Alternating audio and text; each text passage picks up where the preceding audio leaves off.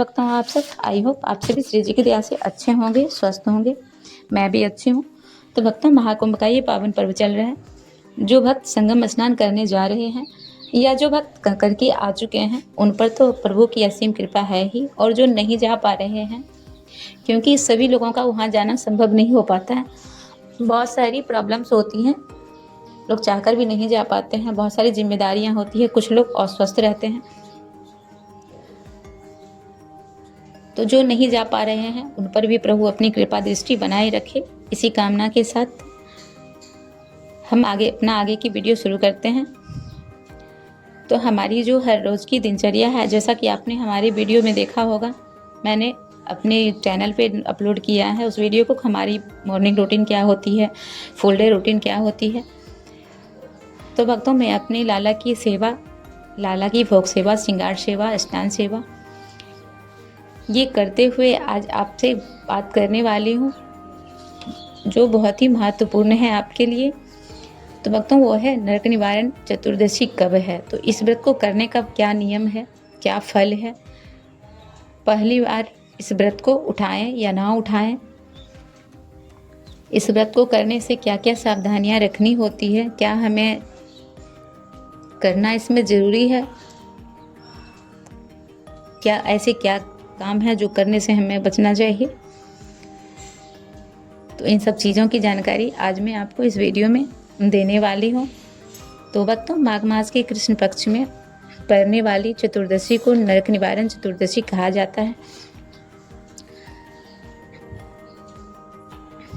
और इसे माघ शिवरात्रि भी कहा जाता है। अगर आप पूरे साल चतुर्दशी व्रत नहीं करते हैं और इस नरक निवारण चतुर्दशी का व्रत करते हैं, तो जो पूरे साल व्रत करने का आपको फल प्राप्त होता है, वो सिर्फ इस व्रत को करने से प्राप्त होता है। जैसे अगर आप पूरे साल की चतुर्दशी व्रत नहीं कर पाते हैं, अगर सिर्फ आप ये व्रत करते हैं नरक निवारण चतुर्दशी, तो आपको वो सारे फल प्राप्त होता है। इस दिन ही भगवान शिव और माता पार्वती का विवाह तय हुआ था और फाल्गुन माह के कृष्ण पक्ष चतुर्दशी, जिसे हम लोग महाशिवरात्रि कहते हैं, इस दिन माता का विवाह प्रभु महादेव के साथ संपन्न हुआ था। तो इस दिन माता पार्वती और भोलेनाथ जी की पूजा होती है। इसमें व्रत भी रखा जाता है और संध्या पूजन के बाद पारण किया जाता है। तो भक्तों, इस बार यह व्रत नरक निवारण चतुर्दशी 28 जनवरी दिन मंगलवार को है। इस व्रत को करने का नियम है, उस दिन आप ब्रह्म मुहूर्त में उठकर स्नान करें। अगर आपके आसपास कहीं गंगा जी है तो आप गंगा स्नान करें, और अगर नहीं है तो भी कोई बात नहीं, आप जो स्नान करने का जल है उसमें गंगा जल काली तिल मिलाकर स्नान करें। स्नान के बाद आप, दिन मंगलवार है तो आप लाल वस्त्र भी धारण कर सकते हैं। अगर नहीं है तो कोई बात नहीं, आपकी जो मर्जी, आप वस्त्र धारण कर सकते हैं। आप अच्छे से तैयार होकर आपको भगवान सूर्य की आराधना करनी है, भगवान सूर्य को जल चढ़ाना है।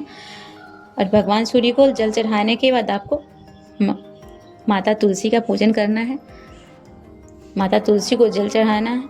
और जब माता तुलसी को जल चढ़ाने के बाद आपको अपने पूजा मंदिर में जितने भी विग्रह हैं सबको स्नान कराना है। अगर आपके पास मूर्ति है तो आप मूर्ति को स्नान कराएं, अगर फ़ोटो है तो आप फ़ोटो को हल्का गीला कपड़ा करके सबको अच्छे से पोंछें, पूजा मंदिर की सफाई करें। और उसके बाद सबसे पहले आपको दीपक प्रज्वलित करना है, क्योंकि पूजा में सर्वप्रथम दीपक प्रज्वलित करके ही आप आगे कोई काम पूजा का करें। उसके बाद आपको करना क्या है, जितने भी आपके विग्रह हैं, जितने देवी देवता हैं, सभी देवी देवता को फूल अर्पित करना है, चंदन अर्पित करना है, माता को सिंदूर अर्पित करना है। इस विधि से आप पूजा करें। और उसके बाद अगर आपके पास कहीं जहाँ पर आप रहते हैं शंकर भगवान का मंदिर है, तो आप मंदिर अवश्य जाएं। मंदिर में आप जब आप जाते हैं पूजा करने के लिए भोलेनाथ जी का, तो उसमें आप आक धतूरा, बेलपत्र, भांग अवश्य साथ में ले जाएं। अगर कच्चा दूध अवेलेबल हो तो आप गाय का कच्चा दूध भी ले लें। बेलपत्र आपको विषम संख्या में लेनी है, इस बात का आपको विशेष ध्यान रखना है। तो आप मंदिर पूजा करने के लिए जाएं, वहाँ भोलेनाथ जी का पूजा करें और वहाँ से जब आप पूजा करके आते हैं, आप जो भी मंत्र जाप करते हैं, नाम जप जो भी आप करते हैं वो जाप करें।